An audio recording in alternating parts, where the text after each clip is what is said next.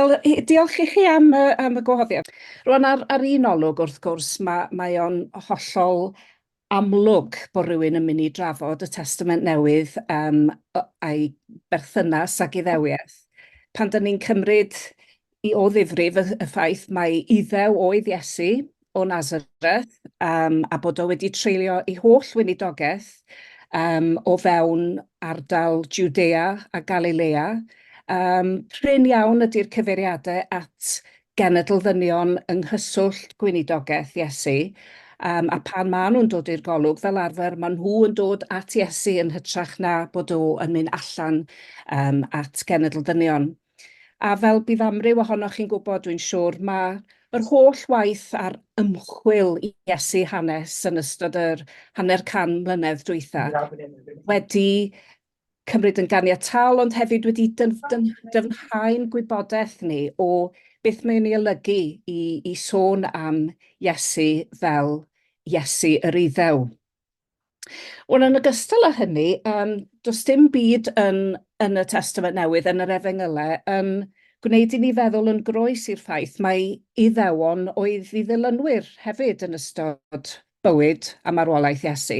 Felly, does da ni'n sôn am hyd at 30-31 Iddewon oedd y mwyafrif, os nad y cyfan ohonyn nhw. A un peth byddai eisiau trafod dipyn yn ystod yr hanner awr nesaf yma ydy'r syniad pwysig yma. Mae grŵp Iddewig oedd dilynwyr Iesu ym Mhalesteina, ac mae rhywbeth rydyn ni wedi gwthio nôl ar Iesu ydy'r syniad yma ohono fo fel Cristion. Wrth gwrs, mi ddatblygodd y mudiad yn grefydd Gristnogol, ond nid yng nghyfnod Iesu ei hun. Felly, os dyn ni'n sôn am ryw ehangu ar y maes neu ar y cyd-destun, ar y genhadaeth, wrth gwrs, dyn ni'n sôn am Paul wedyn fel un sydd yn dechrau cymryd y mudiad, y tu hwnt i'w ffiniau Iddewig. Ac wrth gwrs, mae lythyrau, nifer ohonyn nhw a disgrifiad yn llyfr yr actau o Paul yn sôn am yr ymrafael ddu rhyngddo ef ac eraill ynghylch beth mae yn ei olygu i fod yn Iddew, a hynny yng nghyd-destun dod â chenedl ddynion i mewn i'r mudiad newydd yma. Rhywbeth falle o ddiddordeb i chi ydy bod y gair Cristion mewn gwirionedd ddim yn ymddangos tan un o ddogfennau olaf y Testament Newydd, sef yn llyfr yr actau, lle mae'r gair Cristianoi yn ymddangos. Ond prin iawn ydy'r cyfeiriadau, ac wrth gwrs, eto, nid cyfeiriad at grefydd y Cristion, ond yn hytrach Crist ddilynwyr, rhai sydd yn arddel Iesu fel Meseia, y Crist. Dyna ydy ystyr y term yn y cyswllt hwnnw. Ac yn y mannau eraill, mae ganddyn nhw hoffter tuag at disgrifio y grŵp yma fel sect neu grŵp y Nasoreaid, y rhai oedd yn dilyn y dyn o Nazareth. Felly, dyna'n fras, fel dwi'n deud, chymod, neidio sawl degawd fyna, ond yr hyn dwi eisiau bwysleisio ydy mor Iddewig yw cyd-destun hanes a datblygiad y mudiad yma yn y degawdau cynnar. Rwan, beth sydd wedi dod yn hynod o bwysig i'r sawl sy'n astudio'r Testament Newydd yn ystod y 20 mlynedd dwytha'n sicr, falle mwy, ydy bod ganddo ni lawer gwell gwybodaeth a dirnadaeth erbyn hyn o yr hyn oedd Iddewiaeth yn ystod cyfnod, dwi'n ei alw fo fyna'n gyfnod yr ail deml. Hynny yw, rhwng cyfnod dinistr y deml gyntaf, pan gaeth gludwyd yr Iddewon i Babylon, ac yna maen nhw'n dychwelyd, ac yna ail-adeiladu'r deml, a mi gyflawnwyd y gwaith yna gan Herod fawr, ond mi ddinistrwyd y deml wedyn yn y flwyddyn 70 gan y Rhufeiniaid wrth gwrs. Felly y cyfnod yma ydy'n, wel, dyma lle mae'r trysor i ni o ran dod i wybod sut beth oedd bod yn Iddew, bod yn Iddewon yn y cyfnod yma. Ac mae o'n bwysig hefyd oherwydd mae rhywun yn dod i ddeall yr amrywiaethau a'r y nodweddion penodol oedd yn perthyn i rai Iddewon yn unol yn unol â'i perthynas mewn gwirionedd gyda'r deml. Mae gennych chi rhai oedd yn frwd am ddefodaeth, am offeiriadaeth, ac am, os liciwch chi fod yn rhan o'r status quo, ond mae gennych chi eraill wedyn sydd yn ymhellhau oddi wrth y gyfundrefn, a hwnnw wrth gwrs yn cael ei adnabod gan amryw fel cyfundrefn llwgwr, gormod yn wylo'r Rhufeiniaid ag ati, ond mae o yn symbol ac yn ganolbwynt pwysig o ran deall yr amrywiaeth ddatblygodd. Ac un o'r meysydd pwysican hyn o beth, wrth gwrs, ydy darganfyddiad sgroliau'r môr marw. Mae'n siŵr bod nifer ohonoch chi'n gwybod am y datblygiad yma, am ddarganfyddiad y sgroliau yn y flwyddyn 1947, yn ddi-os y darganfyddiad pwysica y maes astudiaethau Beiblaidd am 1000 o flynyddoedd os nad mwy. Mae mi ddarganfuwyd yn yr ogofau yma 900 o ddogfennau mewn amrywiaethoedd, mewn Hebraeg, mewn Aramaeg, Groeg, ond y peth mwyaf rhyfeddol falle ydy mae rhywun yn meddwl, ch'mo' beth oedd yn eu cyplith nhw, oedd sgroliau o'r testunau Beiblaidd, sgroliau o Eseia, o'r Salmau, Lliw Deuteronomium ac ati, a doedd gynnon ni hyd at y amser yma dim copi cynhara o'r testun Beiblaidd, y testun cynhara mynd nôl i'r canol oesoedd. Felly mae'r testunau hyn yn cymryd ni nôl i sut oedd yr Iddewon yn y ganrif gyntaf yn dehongli yr ysgrythurau Iddewig, yn ysgrifennu am bethau fel purdeb, am y deml, am ddyfodol y byd, am berthynas gyda Rhufeiniaid ag ati. Ond wrth gwrs, mi fuon nhw yn angof am 2000 o flynyddoedd, ac felly mae o'n agoriad llygad sut mae yn gwybodaeth ni am Iddewiaeth wedi newid mor syfrdanol ers darganfod y sgroliau hyn. Rwan, pan darganfuwyd ni, oedd yna'n gyfnod eitha graddol wrth gwrs o ddod i wybod beth oedd eu cynnwys nhw, a mae yna bob math o hanesion ynghylch y syniad bod nhw wedi cael eu gosod ar y black market fel petai, a bod yna bob math o ddysgeidiaeth sydd yn mynd yn groes i Gristnogaeth, ac bod gwahanol awdurdodau Catholig wedi cuddio nhw ag ati.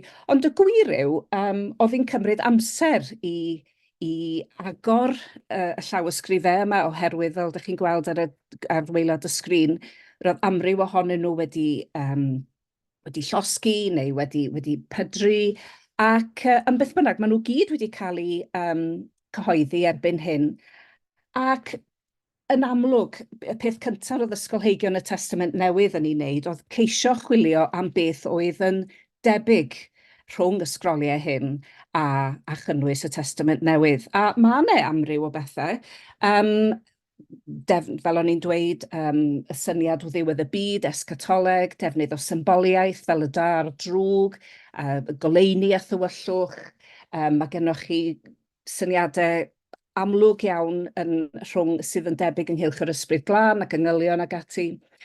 Ond dwi'n credu bod hi'n ddigon saff i ddweud mae un mudiad o fewn nifer oedd y grŵp yma, y lawr yn y môr marw, a does na ddim tystiolaeth bendant i gysylltu unrhyw un o ffigurau y Testament Newydd neu ffigurau'r mudiad Cristnogol gynnar gyda'r grŵp yma, yr Eseniaid fel oedden nhw'n cael eu galw. Ond yn sicr mae hwn yn nodi trobwynt pwysig iawn o maes Testament Newydd o ran dod i ddeall mwy am yr oedd Iddewiaeth beth oedd hanfodion Iddewiaeth yn y cyfnod dan sylw. Wel, peth arall sydd falle mynd a dod â ni'n fwy diweddar ydy bod yna nifer o destunau eraill wedi dod i'r golwg. Nid yn ystod bod nhw wedi cael eu darganfod mewn ogofau, ond bod nhw bellach yn ar gael i ysgolheigion y Testament Newydd ac ysgolheigion Iddewiaeth hefyd, wrth gwrs, am eu bod nhw wedi cael eu cyfieithu. Dwi'n sôn yn benodol fan hyn am yr ail grŵp sydd lawr gynnau ar y rhef, sef y pseudepigrapha. Rwan, da ni'n gyfarwydd iawn ar apocryffa, wrth gwrs, llyfr Tobit, Judith ac ati. Ond llai adnabyddus falle ydy'r testunau hyn, a fel mae'r enw yn ei awgrymu, cynnwys o dogfennau sydd yn cael eu priodoli i ffigurau ffug, hynny yw, ffigurau fel Abraham neu Eseia, Apocalypse Abraham, fel da chi'n gweld, mae nifer fawr o lyfrau wedi cael eu henwi a'i priodoli i Enoch. A beth sydd yn nodi yn bwysig iawn ynghylch y testunau hyn ydy bod nhw ar ymylon beth mae rhywun yn ei ystyried fel Iddewiaeth, chi'n gwybod, yn yr canolog o fewn yn Jerusalem. A beth sydd yn drawiadol ydy bod yna gymaint o hanfodion a nodweddion apocalyptaidd yn perthyn iddyn nhw. Felly, yn wahanol pan o'n i'n fyfyriwr, doedd y testunau yma ddim ar gael, achos doedden nhw ddim wedi cael eu cyfieithu o'r ieithoedd, a'r testunau yma, maen nhw ar gael mewn Slafoneg, Copteg, Ethiopeg, hynny yw ieithoedd yr Eglwysi Uniongred.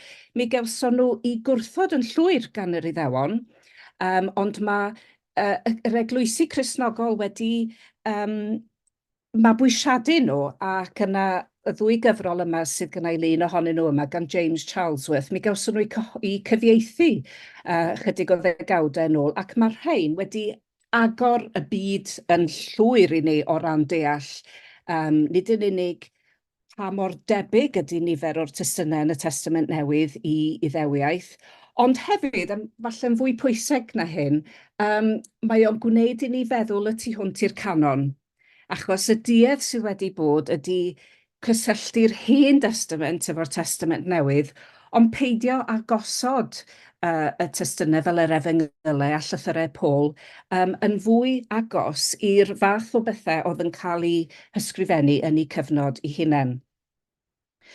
Rwan, yr un arall wrth gwrs sydd wedi bod yn ganllaw pwysig iawn i unrhyw un sydd yn astudio'r cyfnod yma ydy Josephus, yr hanesydd Iddewig oedd ar un adeg yn arwain gwrthryfelwyr Iddewig yn erbyn y Rhufeiniaid, ond mi drodd yn dipyn o fradwr a mynd i fyw yn Rhufain gyda Vespasian a Titus, ac a'i enw wrth gwrs ydy Josephus Flavius, am ei fod o'n perthyn yn cael ei ariannu gan y teulu Fflafaidd, Vespasian ag ati.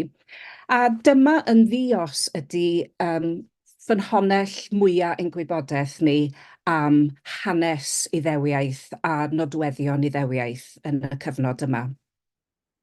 Felly dyna chydig bach o'r testunau ac o'r adnoddau sydd gynnon ni, y pethau, y ffynonellau sydd ar gael i ni bellach i drafod y cyfnod yma. Rwan, beth mae Josephus yn ei ddweud wrthon ni ydy bod yna nifer o grwpiau o fewn Iddewiaeth. Mae yna Zelotiaid, grŵp oedd yn brwydro yn erbyn Rhufain, y gwrthryfelwyr. Mae yna un cyfeiriad wrth gwrs at Seimon y Zelot yn y Testament Newydd, ond Josephus sydd mewn gwirionedd yn gymorth i ni i ddod i ddeall y grŵp yma oedd yn ceisio cael annibyniaeth oddi wrth Rhufain, ond ac am ail-feddiannu Judea a Galilea i frenhiniaeth Duw. Wedyn mae'r Sadwseaid wrth gwrs y grŵp arall mae Josephus yn cyfeirio atyn nhw yn adnabyddus o'r Efengylau. Yr Eseniaid, am ganrifoedd wrth gwrs, oedd neb yn gwybod pwy oedd yr Eseniaid, yr oedd Josephus yn sôn amdanyn nhw, nes darganfod ysgroliau yn y môr marw. Ond yr un arall wrth gwrs, a mae yna nifer fawr o gyfeiriadau atyn nhw yn y Testament Newydd, yw'r Phariseiaid. Ac os un grŵp lle da ni bellach yn gwybod llawer mwy amdanyn nhw, a hefyd i dehongli nhw'n wahanol iawn i'r hyn oedd yr arfer. Chymod, yn ystod yn degawdau cynnar yr ugeinfed ganrif. Wel, dyma nhw. Mae gynnau gyfeiriad fyna at lyfr sydd ddath allan cwpl o flynyddoedd yn ôl, The Pharisees, gan Joseph Sievers, a mae'r llyfr yma yn fadlenol iawn ynghylch sut ydym ni falle o edrych ar yr efengylau yn credu mae pobl oedd yn gwbl wrthwynebus i Iesu, bod nhw yn rhagrythwyr, bod nhw yn gibddall, bod nhw yn cynrychioli popeth oedd yn ddrwg am Iddewiaeth. Ond wrth gwrs, un darlun sydd gynnwn ni yn yr efengylau o'r grŵp yma, ac os ydych chi'n mynd nôl at eu testunau hunain, ac at yr hyn mae ffynonellau eraill yn ei ddweud am y Phariseaid, beth sydd yn drawiadol yw mor debyg oedden nhw mewn nifer o elfennau o agweddau i'r hyn yr oedd Iesu yn ei ddysgu. Mae un peth yn benodol, os allai sôn am hyn, yr adran enwog honno am Iesu yn trafod gwraig sydd wedi cael ei dal mewn godineb ac sôn am pwy sydd yn mynd i daflu'r garreg gyntaf. Ac wrth gwrs, mae pawb wedi cael ei cyflyru feddwl, mae dim ond Iesu Grist o Nazareth oedd wedi dweud y geiriau hyn, ond y gwir amdani oedd, mi roedd rabbiniaid eraill yn dweud yr union yr un peth, Phariseaid eraill yn y cyfnod, ond bod y gwybodaeth yna, wrth gwrs, wedi bod yn guddiedig braidd os oedd pobl eisiau pwysleisio, nid mor Iddewig oedd Iesu, ond mor unigryw oedd Iesu yn ei gyd-destun Iddewig. Os ga i symud ymlaen, neidio jyst i sôn chydig yn fyr iawn am hyn. Eto mwyn gosod Iesu fel rhywun o fewn mudiad amrywiol, ond eto rhywbeth oedd yn gyffredin iawn, oedd y ffaith bod yna nifer fawr o ddisgwyliadau meseianaidd yn y cyfnod yma. Ie, wrth gwrs, Iesu i Gristnogion yw'r Meseia, a ddisgwylid, ond mi roedd nifer fawr o Iddewon yn y cyfnod yma yn credu bod yna meseianau eraill wedi dod. Eto mae Josephus yn cyfeirio at amryw oedd yn dilyn ffigurau, ac y ffigurau hyn yn ei harwain nhw nôl i'r Iorddonen ac yn addo agor yr Iorddonen fel oedd Moses wedi agor y Môr Coch, a'i harwain nhw yn ôl i Jerusalem. Mae hyd yn oed ysgroliau yn sôn am ddau Meseia, Meseia brenhinol a Meseia offeiriadol. Ac wedyn, wrth gwrs, ar ddechrau'r ail ganrif, pan oedd yr holl ymateb chwyrn yma'n erbyn Rhufain, mi wnaeth un ffigwr yn enw Simeon Bar Kochba arwain y gwrthryfel ola un yn erbyn y Rhufeiniaid, a mae enw y Bar Kochba, mab y seren, wrth gwrs, yn deillio eto o ddisgwyliad meseianaidd am ddyfodiad Meseia. Rwy'n dwi sôn am y holl bethau hyn oherwydd mae yna ddatblygiadau newydd iawn erbyn hyn y maes y Testament Newydd yn ceisio dod ar holl ffactorau hyn ynghyd, a dwi'n cyfeirio at grŵp o ysgolheigion sydd yn ystod y 2 flynedd dwytha mewn gwirionedd, 3 falle'r y mwyaf, wedi bod yn dechrau cyhoeddi llyfrau o'r enw Reading Within Judaism. Hynny yw, dehongli llyfrau'r Testament Newydd o fewn Iddewiaeth, ac darllen y testunau yma nid fel dogfennau Cristnogol, ond fel dogfennau Iddewig. A beth yw'r fath o'r platfform neu'r ffactorau maen nhw yn sôn amdano'n benodol, wrth gwrs, ydy bod raid i ni gymryd o ddifri mae un grŵp Iddewig o fewn amryw o grwpiau Iddewig oedd y mudiad oedd wedi datblygu o gwmpas Iesu. Ac falle bod angen gosod Iesu yn ei gyd-destun Iddewig, ond felly bod angen darllen y gweithiau a ysgrifenwyd gan ei ddilynwyr hefyd, nid fel cynnyrch crefydd newydd, ond fel cynnyrch y grefydd Iddewig. Peth arall, fel o'n i'n sôn gynnau, mae gennych chi yr Eseniaid oedd wedi mynd allan i'r môr marw, mi roedd rheina yn wrthwynebus iawn i'r gyfundrefn yn Jerusalem. Mae gennych chi'r grwpiau hyn oedd yn fwy poblogaidd yn cymryd i dilynwyr allan i'r anialwch, mudiadau mwy milwrol o bosib. Ond hefyd mae gennych chi yn y testunau apocalyptaidd llawer iawn o ddrwgdybiaeth ynghylch y gyfundrefn, syniadau cwbl wahanol ynghylch beth yw gwerth y gyfraith, beth yw gwerth y Tora.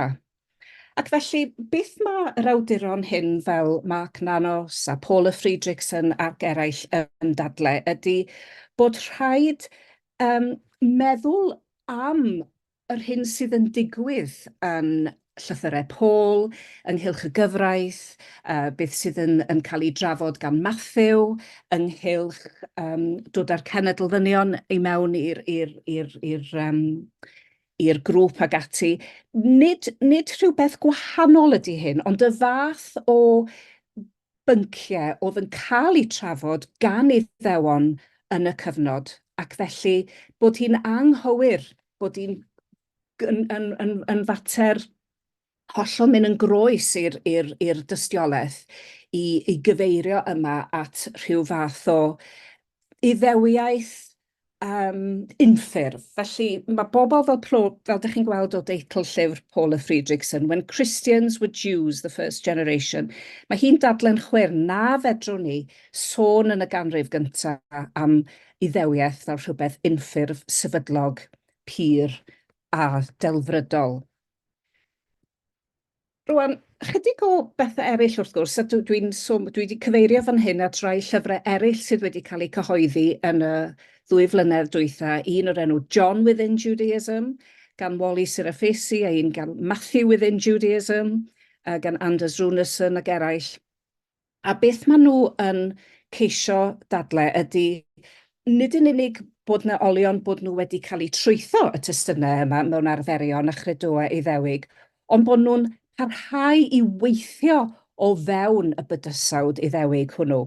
Ac os gai ddyfynnu yn Saesneg o lyfr Karen Zetterholm, sydd yn gweithio ym Mhrifysgol Lund yn Sweden, mae hi'n deud, Jewish self-identity was fluid enough to have allowed adherence to Jesus as an option within Judaism. By locating New Testament texts within Judaism, mae'n dweud, scholars distinguish between the origin of those texts within Judaism and their later reception within Christianity. Rwan, un problem i unrhyw un sy'n gweithio yn y maes yma ydy gofyn cwestiwn digol sylfaenol.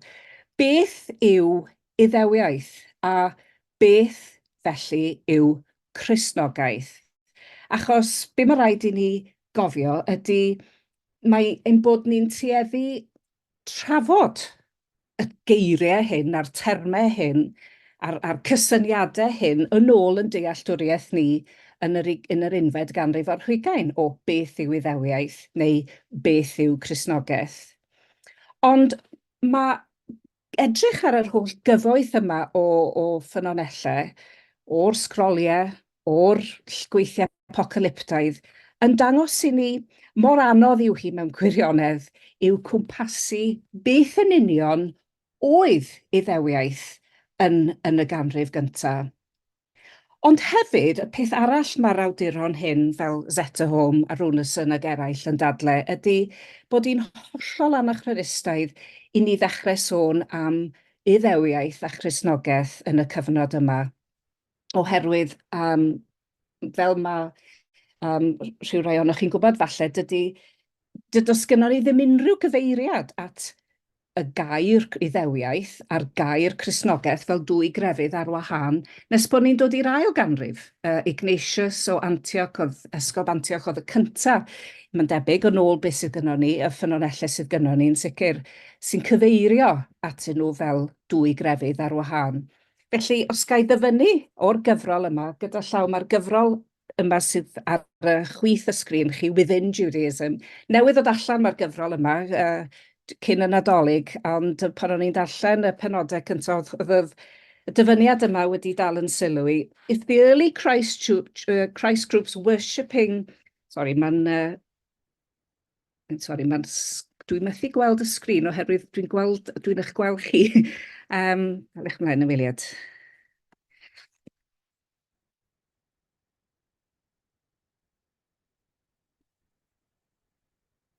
Rwy'n gynnau na ni. If the early Christ groups worshipping the God of Israel through a messianic lens were not within Judaismos, were not within Judaism, mae'n dweud, and Christianismos did not yet exist as an identifiable entity, either discursively or socially, a'r cwestiwn pwysig hyn, what would they have been within? Os oedden nhw ddim yn Gristnogion, os oedd dim fath beth a Christnogaeth i gael yn y cyfnod yma, ac da ni'n sôn am Iddewiaeth fel endid gwbl amrywiol, onid ydy hi'n fwy perthnasol yn ôl yr awduron, yn ôl yr ysgolheigion diweddar yma i ni sôn am y mudiad yma o fewn Iddewiaeth.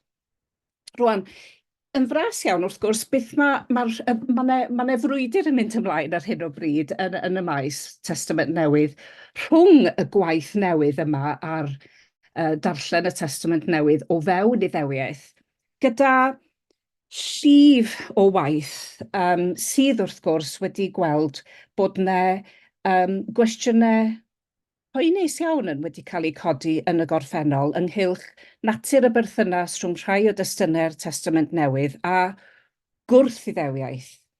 Rwan, dwi'n dysgu cwrs i fyfyrwyr yn y Brifysgol ar ddeialog rhwng Iddewon a Christnogion, ac mae doreth o lenyddiaeth ar y maes yma, ac yn codi'r cwestiwn anodd iawn ynghylch i ba raddau mae'r eglwys trwy hanes, ond yn sicr yn y ganrif gyntaf, yn cychwyn gyda rhai o'r efengylau yn meithrin agwedd negyddol tuag at Iddewon, a dwi'n defnyddio'r gair Iddewon yn eitha cyffredinol fyna.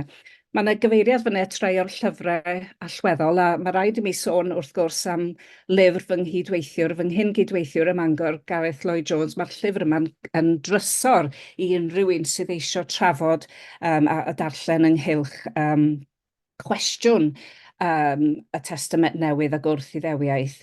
Ond wrth gwrs, dwi'n credu mae'r gwahaniaeth sylfaenol rhwng y naill agwedd at Iddewiaeth, neu'r naill agwedd at y Testament Newydd.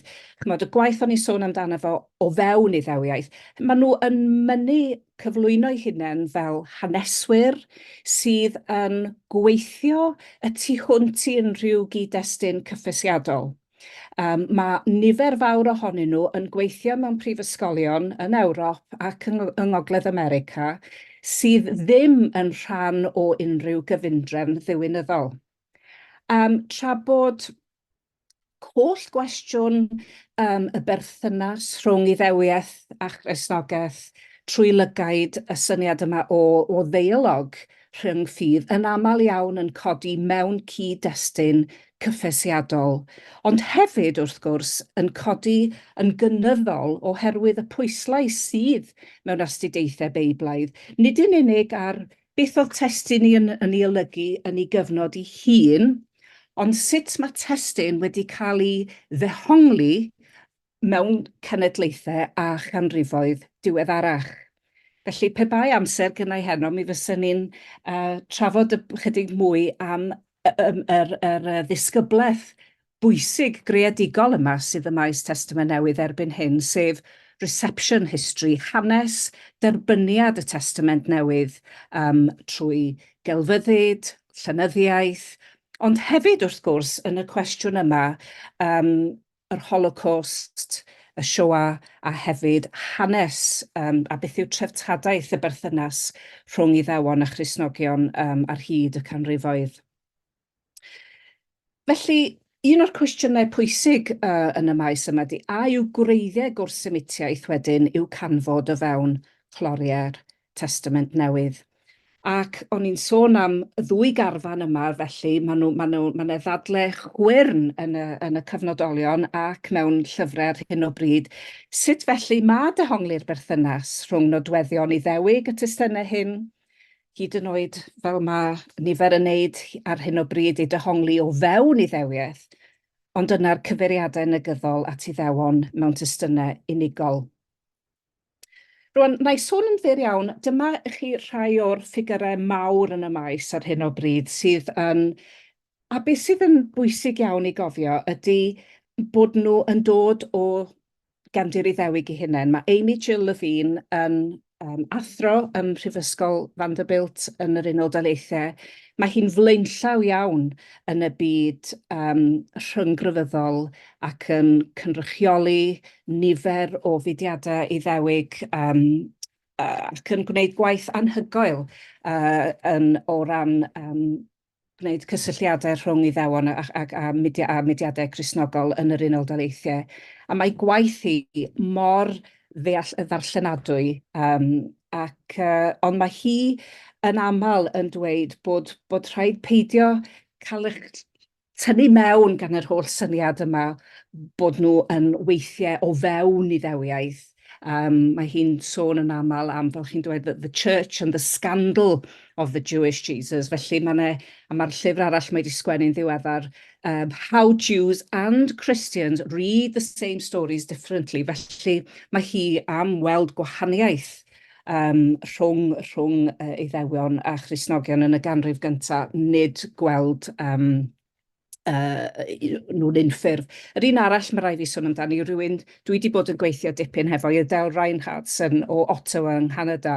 Mae hi wedi ysgrifennu'n helaeth ar Efengyl Ioan ac ar gwrth Iddewiaeth o fewn y testunau, o fewn testun Efengyl Ioan. A falle, os gai gloi drwy sôn am un enghraifft, os allai gael rhyw 5 munud arall, na i ddim sôn am Ioan, ond sôn am Efengyl Matthew. Mae yna lyfrau'n cael ei sgwennu ar hyn o bryd o deall Matthew o fewn Iddewiaeth, achos mae dealltwriaeth yr awdur yma o Iesu yn gwbl Iddewig. Mae'n dechrau sôn amdano fe fel mab Dafydd, mae'n fab Abraham. Dyna'r thema sy'n rhedeg drwy'r Efengyl. Mae o'n dyfynnu'r ysgrythurau ar bob cyfle posibl ac yn gweld parhad wrth gwrs rhwng yr hen drefn a'r drefn newydd. Yn ddiddorol iawn, mae nifer o'r bobl sydd yn gweithio fewn y syniad yma o fewn Iddewiaeth, within Judaism, yn credu bod Matthew yn gadarnhaol iawn ynghylch y gyfraith. Nid parddio'r gyfraith, nid lleihau arwyddocad y gyfraith, ond yn datgan dilysrwydd parhaol yr holl orchmynion, bod yna fel hierarchiaeth rhwng y rhai sydd yn pwysleisio ymddygiad a moesoldeb dros y rhai sydd yn pwysleisio defodau fel rheolau purdeb ag ati. Rwan, dyna i chi y safbwynt gweld testun Efengyl Matthew fel Efengyl Iddewig. Ond wedyn mae gennych chi yr ochr arall wrth gwrs sydd yn creu problemau wedyn, lle mae gennych chi fel darlun o Peilat yn Matthew 27, ac na i ddarllen o'r Beibl Cymraeg newydd. Pan welodd Peilat nad oedd dim yn tycio ond yn hytrach bod cynnwrf yn codi, cymerodd ddŵr a golchodd ei ddwylo o flaen y dyrfa a dweud, rwyf fi'n ddieog o waed y dyn hwn, chwi fydd yn gyfrifol. A wedyn wrth gwrs mae'r testun Beibl Cymraeg newydd ac yn mynd nôl i'r Groeg yn deud ac atebodd yr holl bobl boed ei waed arnom ni ac ar ein plant. Rwan, dyma un o'r adnodau mwyaf poenus sydd wedi bod yn hanes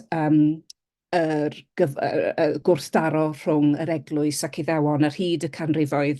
Oedd Origen, rhai canrifoedd ddiweddarach yn dweud, yr oedd gwaed Crist nid yn unig ar ddwylo rhai oedd yno ar y pryd, ond hefyd ar bob cenhedlaeth o Iddewon hyd ddiwedd y byd. Dyna chi Origen.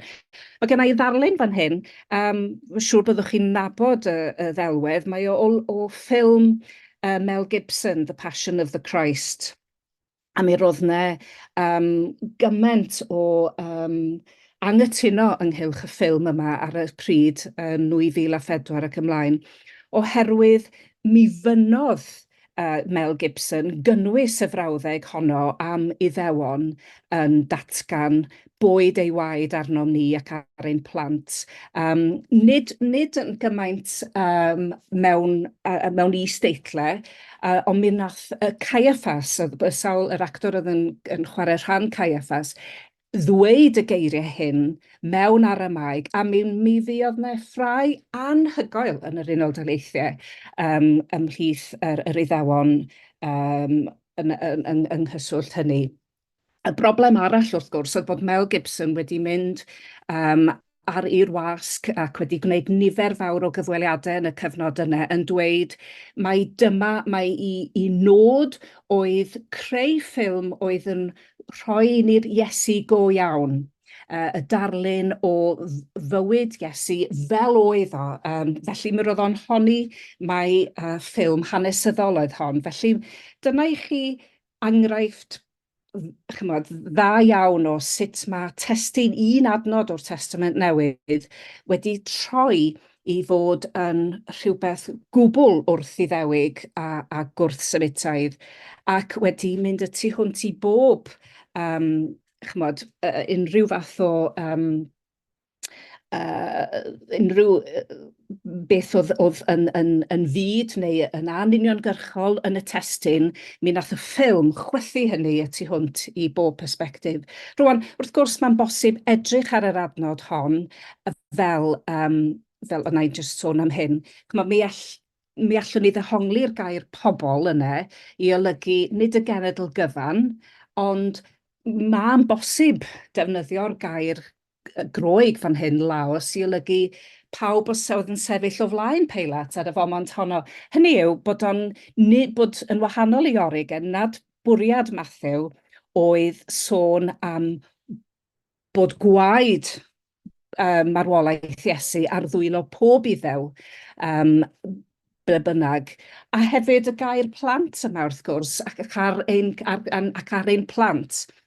Ac mae pobl sy'n gweithio fewn y maes o fewn Iddewiaeth yn dweud, wel, wrth gwrs, dyma i chi Mathew oedd yn brwydro yn erbyn arweinwyr Iddewig y cyfnod, nid fel rhywun oedd yn perthyn i grefydd arall, fel cyd-iddew, ond â dehongliad gwahanol o Iddewiaeth, yn dweud dyma oedd eu cosb nhw am wrthod Iesu, a bod dinistyr y deml yn gosb felly bod o ddim yn ei gyd-destun yn gyfeiriad at bob cenhedlaeth o Iddewon. Ond mi wna i orffen fyna, achos y pwynt dwi'n trio wneud ydy, mae gennych chi gymaint o gymlethdod o fewn y testunau yma, ac falle mae'r broblem i ni heddiw ydy bod nhw y tu hwnt i unrhyw labelu. Mae'r mudiad newydd yma o within Judaism, mae yna wastad rhyw adnod neu rhyw adran yn y testunau hyn sydd yn gwneud i rywun feddwl bod o ddim cweit yn cydio yn yr hyn sydd gynnon ni yn y Testament Newydd. Ac eto, ar y llaw arall, dwi'n credu bod o hefyd yn codi cwestiwn hyd yn oed os ydyn ni yn ystyried Mathew neu Ioan neu llythyrau Paul fel testunau Iddewig, a os gynnon ni yn yr 11th ganrif ar hugain yr iaith a'r wybodaeth o'r testunau ac o'r cefndir hyn i ddeall geiriau fel hyn, adnodau fel hyn, sydd mor hawdd i camddehongli. Beth bynnag, na i orffen fyna, ond o'n i am sôn jyst rhoi rhyw fraslun o rhai o'r cwestiynau anodd a sut mae rhai ysgolheigion heddiw yn ceisio dod i dermau hefo nhw. Diolch.